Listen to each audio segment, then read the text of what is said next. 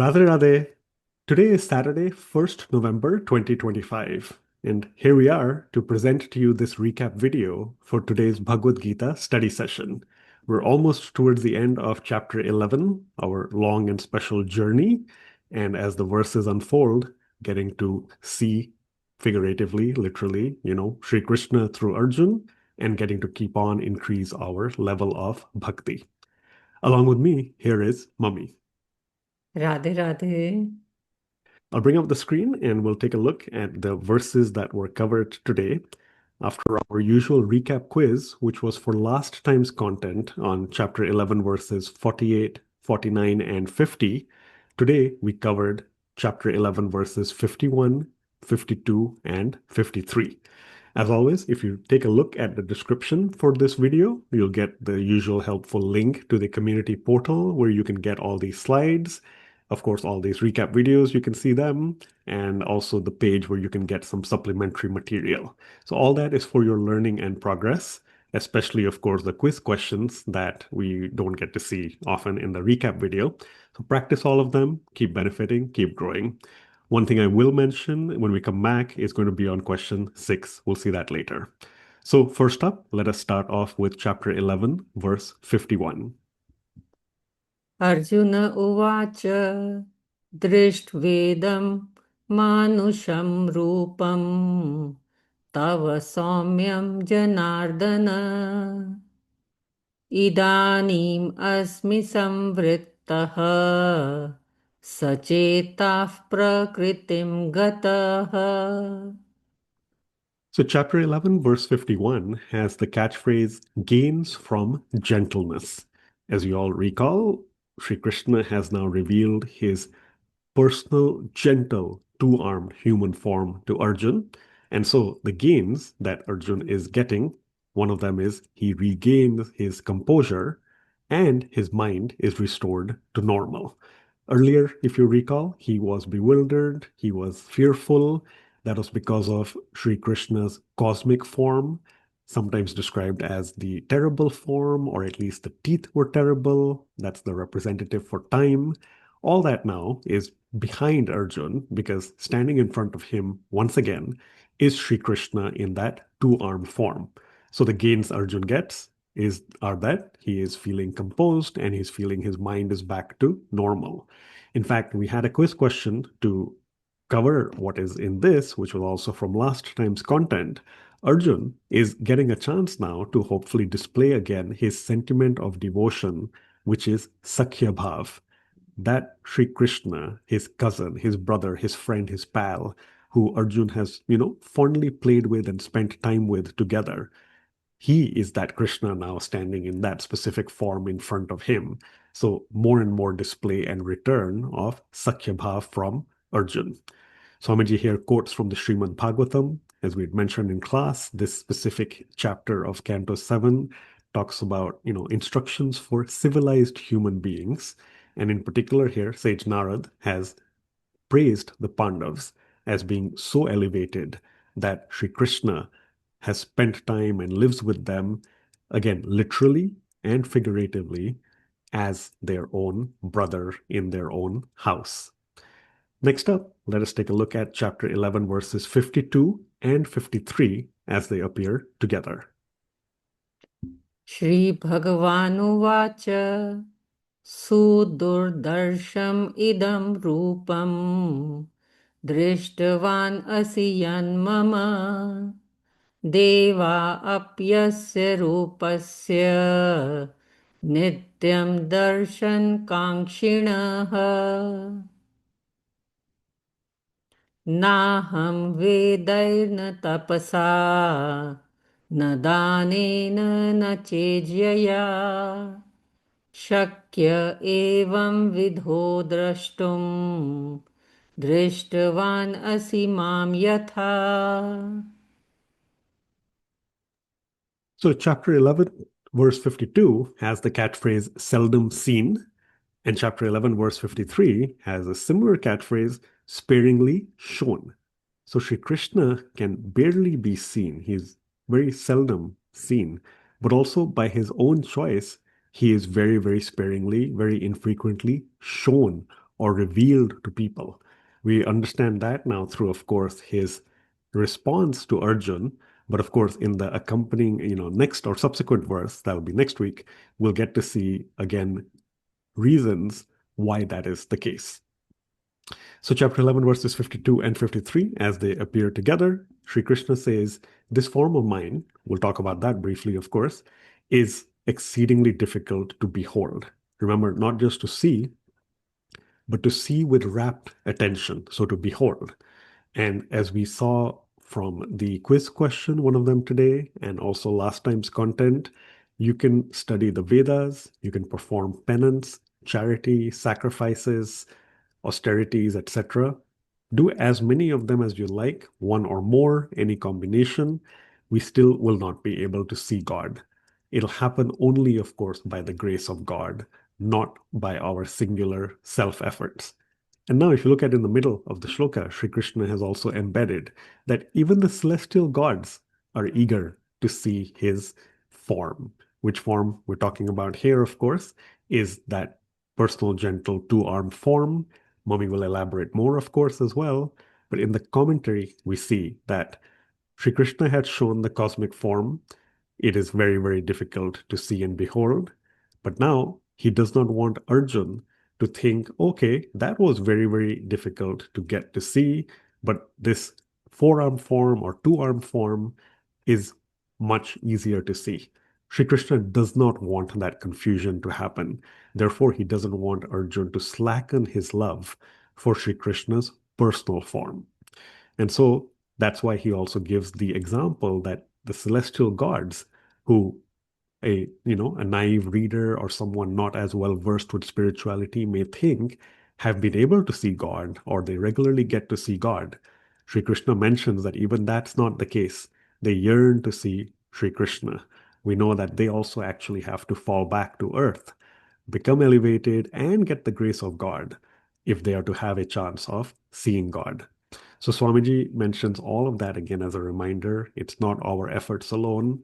We do need the grace of God. And he also quotes from the Mundaka Upanishad, a reminder we can listen to all the scriptures and discourses we want. We will not be able to see God. How that happens, as we mentioned, will be in the next verse. So I'll also take us to the flyer that you all saw prior to class. Can you provide line of sight on the viewings of Sri Krishna by Arjun and by the celestial gods? In a way, respectively, will help you answer that question. Arjun, of course, by the grace of God, granted that divine vision, has been able to see or get that viewing of Sri Krishna. The celestial gods here, you see clouds, smoke, etc. It's nebulous, and that is because they yearn to see Sri Krishna. They cannot. As we said, they have to get back to that human form. So line of sight, provide your opinion, provide your response. They can not view Sri Krishna until they are back in the human form and, like Arjun, exhibit all the eligibility and qualities that Arjun did. We'll see more next week. And of course, they get the grace of God to be able to then see him. Mummy, I'll hand it over to you now to talk us through all these three verses and also explain some important Sanskrit words. Thank you, Gagan. So let's start with the verse number 51. The very important word there is, first one is Saumyam. Saumyam means gentle. And the other one is Samvritaha. That means composed.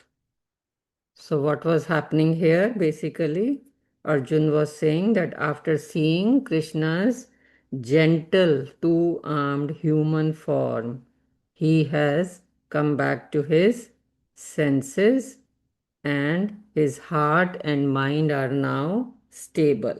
All that fear is gone that was created in his heart when he had seen the Virat Roop. That's a Hasra Bahu Roop. So now he has come back to his natural self. So here also I want to explain that we have to understand the three different forms of Sri Krishna. One is Sahasrabahu, that is thousand armed, that is called the huge cosmic form. The other one is the four-armed Vishnu form, and in that form he is called Lakshmipati and he stays in Vaikunt. And then there is two-armed gentle form, that is Krishna is called Radhikapati, and in that form he, along with Gopas and Gopis, he stays in Golok. But all the three forms, this is basically, they are all same and they are one. We have to keep in mind. Then from verse number 52, we are going to look at these two words, Sudurdarsham. Sudurdarsham means something that is exceedingly difficult to behold. And another important word is Darshan Kangshinaha. Darshan Kangshinaha means aspiring to see. Mhm. That great aspiration to see that form. So, what is happening in verse number 52?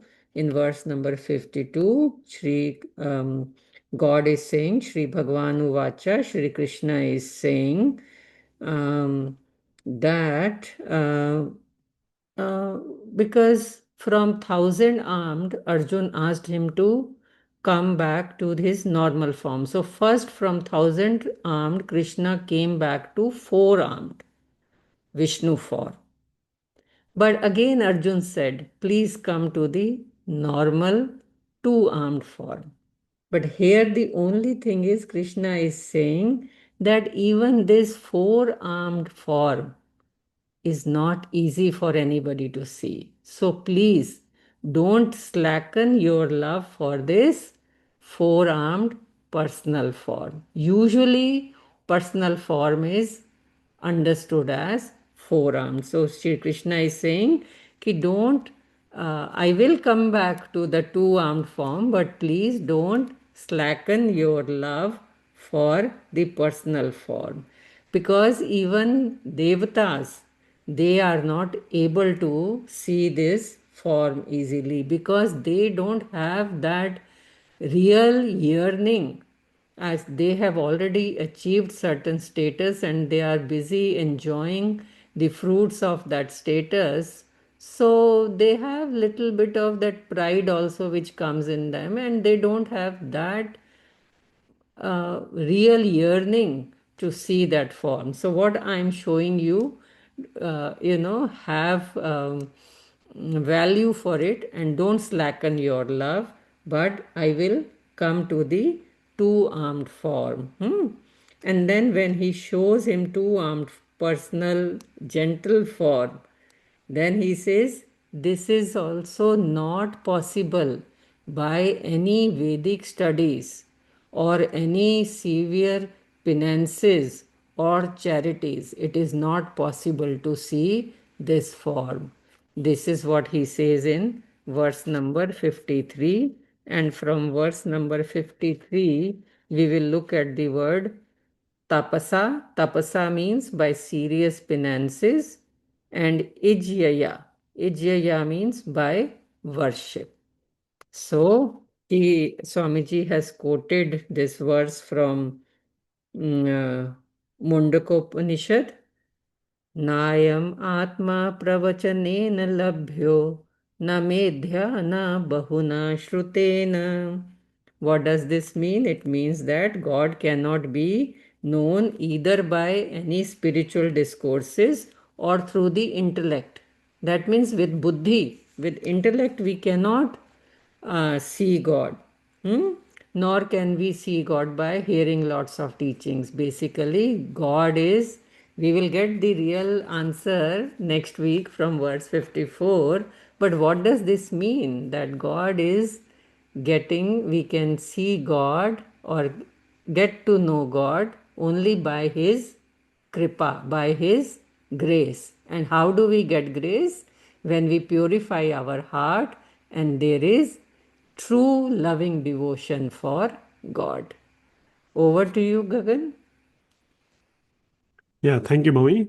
And I'll just take us back to the quiz section. As I had mentioned earlier, we end off with this thing here. We enjoyed looking at question 6 in class, but also using it as a reminder as we always talk about what time we meet. So the question was, what is one of your favorite times of the week to try to hear stories of gentle Sri Krishna? We recognize it could be all the time. It might be many different times that you have. Just one of them, perhaps not forced, totally by choice, may be, of course, the time when you meet for class for this specific session. Well, indeed, starting from later tonight in North America, the time will change. Therefore, it'll change for people who are outside North America because of the shift that, we return to daylight saving time, but that doesn't apply to most other parts of the world. So if you've been joining us all this time at 8 a.m. Central Time, it's still 8 a.m. Central Time, but that'll be no longer 6:30 p.m. India time. It'll become 7:30 p.m. India time. Therefore, when we meet you next time, which is Saturday, 8th November 2025, please join us at the usual 8 a.m. Central, no longer daylight, but Central Standard Time, and 7:30 p.m. India time, or the corresponding time in your country if you are mostly again outside North America. We do look forward to, of course, seeing you all on time at that correct time next week onwards. Until then, study hard. Thank you so much. Radhe Radhe. Radhe Radhe.